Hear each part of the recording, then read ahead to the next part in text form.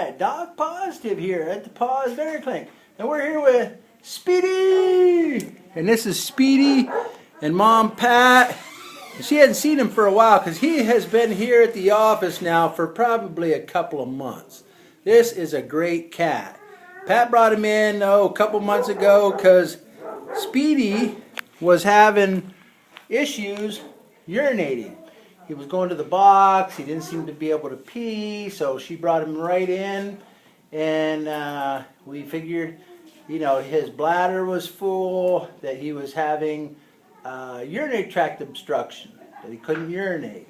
And so we treated him for that. We anesthetized him, put a urinary catheter in, did a few things, worked with Pat a little bit on some of the financial end.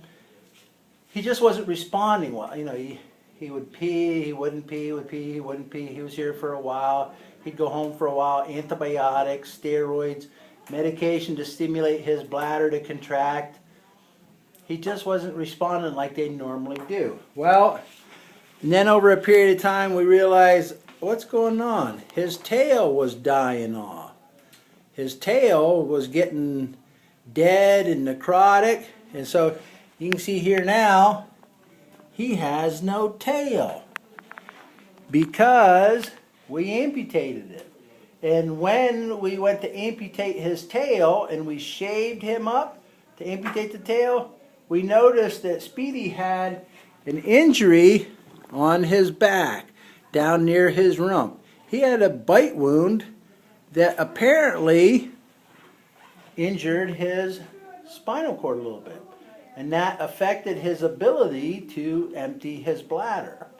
And so it wasn't a urinary tract obstruction like we originally thought.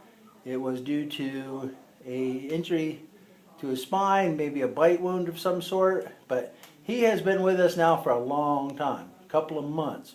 He's been down at Dr. Claire's cat house, that's my place, living with some of our other rescue cats. We weren't sure if he was going to be able to go home or not, because for a period of weeks, we were having to anesthetize him virtually every day to empty his bladder. He wouldn't let us squeeze his bladder and empty it, so we had to sedate him, empty it. And we told Pat, you're really not going to be able to take him home and do this at home. So leave him here. We worked out an arrangement.